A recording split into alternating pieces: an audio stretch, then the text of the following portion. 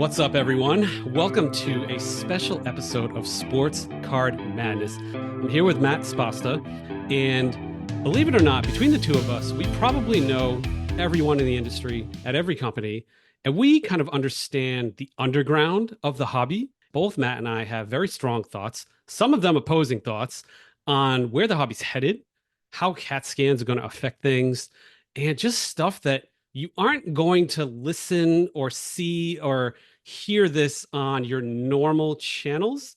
Matt, welcome to the pod. I'll give you a formal intro here. So Matt is the CEO of Shoebox. It's an AI grading company, and he also is a co-founder of Trove, which many of you have probably seen on your Instagram feeds, but if not, they're essentially a media company in the collectible space. They cover auctions, they cover stories, very entertaining. And as a result of doing these things, Matt has gotten to know some of the heavy hitters in the industry. And obviously, through this podcast and through the channel, I have as well. Excited to chat about a lot of the stuff that's going on in the hobby. A lot of really relevant events that are happening, a lot of controversial events. Yeah. And you mentioned the underground. I like to think of it more as the underbelly of the hobby. Perfect. We're the Illuminati of the hobby. And Yeah. get ready, everyone. Get your popcorn. Let's start with the dark side first. Okay. The dark side of the force. We, obviously, I'm almost typecast now as the CT scanning guy because I interviewed the company and I'm chasing a lot of rabbit holes on that. And we both had some strong thoughts there. I am going to let you go first because you're the guest. And I wanted to get how you feel about CT scanning, whether it's a disruption that matters or not, and how you see it impacting the hobby overall. Yeah, so I have a lot of thoughts about it. I think it's brilliant that people leverage this technology to be able to identify where to get these big hits from. I think it's immoral, and I think it's they're using it in the wrong ways. But the fact that it is available and accessible to them, and they're actually using it, I think it's interesting, right? They found a cheat code and they're going to use it. When you say the dark side, I think we've always looked at these big breakers as kind of the dark side, as much as we've thought of breaking as kind of like this entry level product to convert people to card collectors. It's really not. It's really more so gambling than anything else. So I've always looked at the breakers as kind of like the casino, and we always know that the casino they're using any kind of tricks they can to get the edge in all this. So my feeling on the CT scanners is it's power to them that they've taken the steps to do this to identify the big hits. We don't know when they've identified the big hits how they're actually distributing them, so that's the big question. And that's kind of where it really comes into question their morality and all this. Are they allowing their actual viewers and collectors to get these big hits, or are they kind of guiding where those hits go? So that's really kind of the big moral discussion around it. In terms of the stuff that they're going after, I think it represents really such a small portion of the hobby that's actually accessible to this product.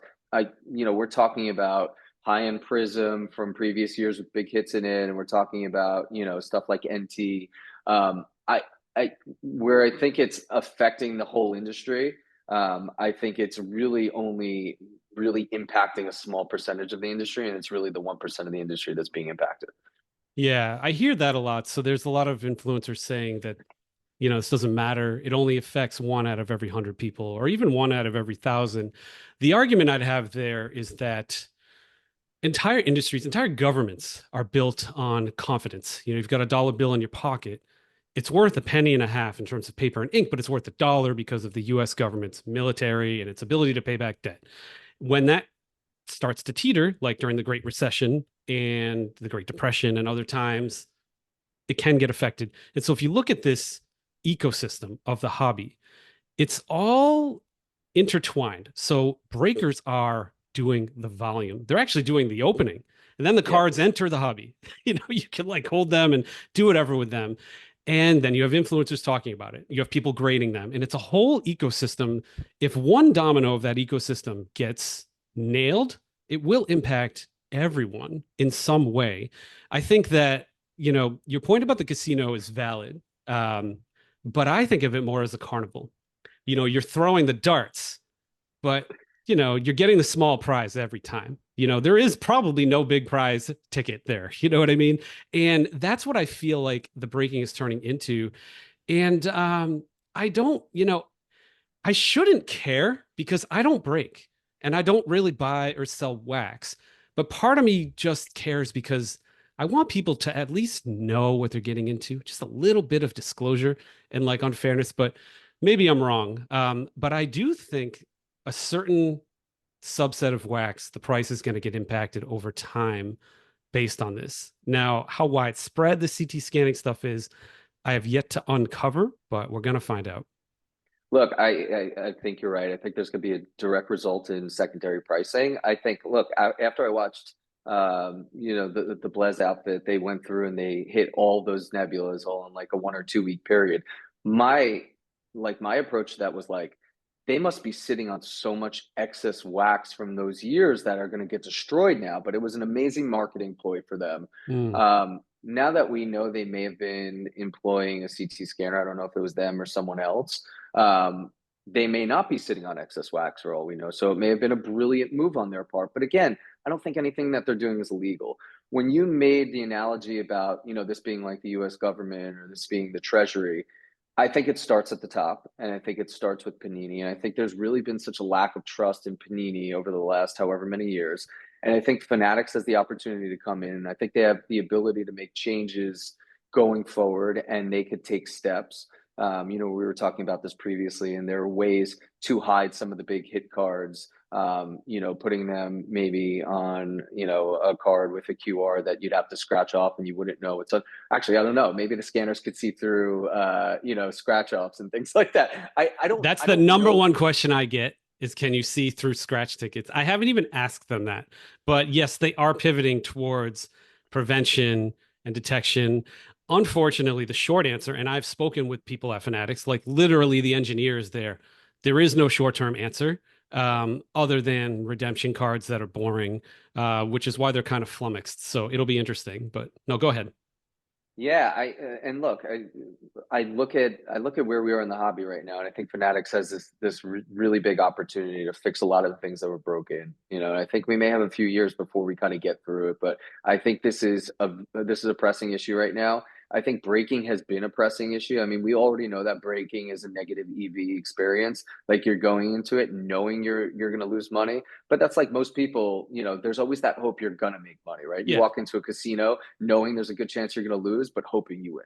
So, and that's what breaking has become. The problem is, I think it's become such a negative experience for so many. If it's their first experience in the hobby, they either walk away from it and don't become a true collector, or there's a small percentage of guys like me who came back into the hobby through breaking and realized like this was not the best course, this was not the best approach. If I wanted to build a collection, there are Right. much better ways to do it. What I just spent on a break, I could go out and actually buy the card or the case hit that I want from that product for that same exact price. So Right. it's really about education. You're doing an amazing job, I think, of sounding the alarm, bringing awareness to this and educating people. I think people need to be educated.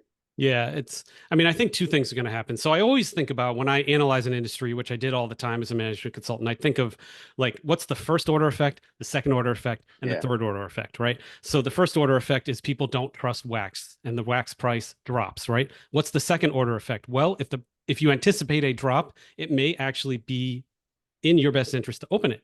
And so now that's your second order effect. People are going to be opening a ton of wax, which I'm coining as the great ripping. I think that's actually Yeah. going to happen. Now, what's your third order effect? A lot of these cards are going to enter the market. What does that look like? So I always think of industries this way, and it's actually interesting. It's an interesting disruption. But I do think, just going back to the casino and breaker thing, I'm a big Back to the Future fan. I do feel like I got bonked in the head and like somehow I entered Biff Tanner's timeline in Back to the Future too. Like it all started with the iPhone. We get this device that gives us just dopamine hits in 2007. And then I think from there, it's just our brains are like more, more, more, more, more. And I think the evolution of breaking is going to be eventually they're just going to put $100 bills in packs. They're just going to like put Keno on the screen. So you can do that too. You'll be able to I bet on mean, they sports. are.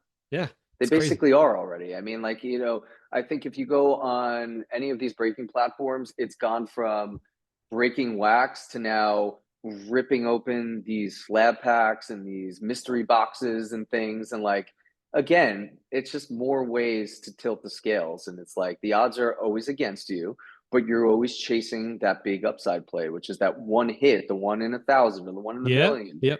And it's the same thing with a lot of these new products that are dropping too. It's always going to be the same thing. And look, at the end of the day, you're going to have your true passionate, avid collectors, guys like us, guys like you who are building sets, guys like me who are, building my PCs, building my collections for my next generation, for my kids. And then you're going to have people who are just constantly going after the dopamine hit. And it's like anything else. You It's an have your ecosystem. There's room for everything. yeah, Yeah. exactly. So Right. So I mean, let's talk about cards a little bit too. I mean, speaking of Biff Tanner's timeline, that Olympic run with the chase for that triple auto, they printed 588,000 of them. I don't know. I took an average. They made like $6 million off of that. I don't know what their margin is or anything like that, but they essentially printed $6 million for like one card that's going to be worth money. And it's so similar to the state lottery system. It's so scary. it was And at the end, brilliant. it's like, in the state lottery system, you're left with a useless piece of cardboard. And I don't even want to say it. And, I see now like this new Topps Chrome release, right? And there's a subset of influencers who are just, they're never going to say anything bad. Like they're never, because they're in the pocket of somebody. Thankfully, I don't need their money. I'm good. So I can say what I want, which is great. I think this Chrome release is ridiculous. And I see like this superfractor. It's unlicensed. It's got no Spurs logo on it for Wemby, and it's his first autograph, but it's unlicensed. So there's a little bit of a dilemma there. I did a reel the other day. I'm like, you know what? Get that Prism for $50. Get your son to bring that to a game and get Wemby to sign it. You save yourself $1 million. And you got a Spurs logo on it. It's just madness. Like some of the cards in that set. Like I saw a LeBron James. I wish I could attribute who I saw this on, but LeBron James is dribbling like an invisible basketball. Um, it's really silly, but again, you have to think of the interests in the ecosystem. Are breakers going to bash this? No, because they're getting these boxes direct. They're getting them at a price. They have to promote this to make sure that it keeps flowing through whatnot. It keeps flowing. Fanatics keep selling their stuff. Are you going to see influencers bashes? Nope, because they want to be on like the Topps card and have like a picture of them, and they want to, they just can't be seen this way. But you have to look at these things critically, right? So let's backtrack a little bit because you said two important things. So the first thing is Fanatics has taken a couple brilliant steps, right? Fanatics in their baseball product put the Topps debut patch, which I thought was brilliant. That was a Mike Mahan decision. I give them a lot of credit for that. They've also been creating these Topps Now cards really around these big events. They did it for the Shohei Ohtani 40-40, and they put the one of one 40-40 inscription. And they've been super reactive to these moments. They're live, they're at these events, they're getting the signatures at that moment to be able to fulfill these big chase cards. What they did with the Olympics was brilliant, right? That triple logo card, auto card was brilliant. And what they did, which was even smarter, is any of the parallels in the one of one were then placed in packs. There's one individual card that goes into a pack. And for the people who didn't get the base card, they got the pack sent to them. Mm-hmm. What that did is it allowed breakers now to open these packs. It allowed speculators to then sell these packs on eBay. I saw packs going for a couple $1,000s in anticipation of potentially ripping the one of one. So they've made a couple brilliant steps. I have to give them a lot of credit on that. When I look at Topps Chrome and some of these other new sets that they're rolling out, look, they're again, as I mentioned before, they're in this transition period where you're basically going from Panini as the license holder to now Fanatics. And they signed a couple of these exclusive superstars where they signed LeBron, they signed Wemby, they signed Ohtani just recently, they signed CJ Stroud. They need to get those autos into boxes, Oh yeah. right? So we saw the Wemby products get released, right? You're seeing Panini licensed product without Wemby signatures, right? Everyone's chasing Prism, but there are no signatures in there. So you're just basically chasing numbered, parallels for Wemby, but you're really missing the RPAs. You're missing any of the, any of the nebula, any of the signed one-on-ones. And it's a weird time. And especially for generational talent like Wemby to not have those cards in the product is really tough. Yeah. So this was a big Wemby chase, right? This Topps Chrome release was all about Wemby, right? You're gonna get other autos in there, and there's some cool stuff. But like when I see Steph Curry cards being released with San Francisco instead of, Golden State, it gives me pause. And I think, like, holy crap, we've been here before, right? We've seen unlicensed product play out and it never ends well, Never. right? So the money that people are paying right now for these Wemby autos in this kind of debut unlicensed product, man, they're probably not going to see that money back. I mean, the other thing too, the dude's a center. Like, I mean, yeah, he may be generational, but um, Wilt Chamberlain, yeah, I mean, his whole card, like Shaq, sure, but you're not spending $1 million on like a Shaq card. And I don't know. I mean, he may be generational. He may get injured next year. You know what I mean? He's redefining the center position though. I Oh mean, yeah, you haven't seen a center who could move like him, who could dribble like him, who could shoot like him ever.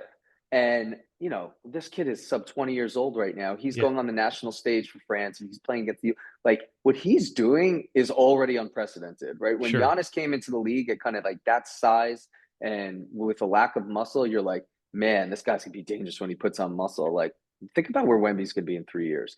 And now they're building around him. They're putting Chris Paul on the team with him. So, like, yeah, I He's agree. got the right coach. Yeah, There's a lot of risk, but we're not chasing, like, Anthony Edwards. Like, Anthony Edwards is amazing, not to discredit him at all, but like, he's a dime a dozen in this league. How many guys are out there putting up 30 points a game and making runs in the playoffs? But like, man, you're not going to see a guy. You may not see like a guy like Wemby for another yeah. I 20, mean, 30 the thing years. about So, Wemby is, he could be like a 5'5" guy, like 5 steals and 5 blocks. That's pretty crazy. It's it's no, pretty it's the wild. triple double keeps But he's happening with got to blocks stay this healthy. year. He's got a weird Yeah, body. he's got It's a hot body. He's got to put on muscle. And he's got to stay healthy. So yeah. We'll I see. agree We with shall that. see. Interesting. All right. So I'm not a football guy. What's going on with composite again? You wanted to bring that up.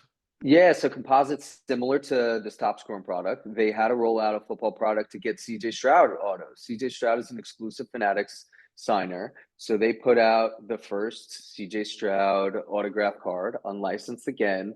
They have an RPA in there. They're marketing as the first CJ Stroud RPA, which is great. Look, I think you're always going to find a market for these type of products. It's fascinating to watch how this is going to happen. I know Fanatics tried pulling the licenses over sooner, but Panini's fighting back, and you're going to see a lawsuit going on for a couple years.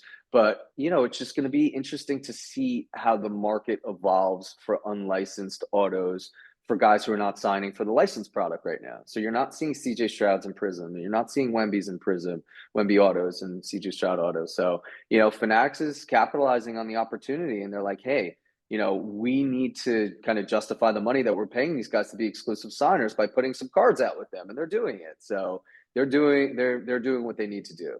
Interesting. As a collector, you got to take a look at it and kind of look at the history of unlicensed product and understand what you're getting into. That's it.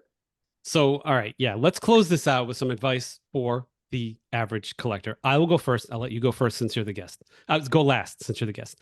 So, my advice to people right now is very similar to the advice I've been giving all along.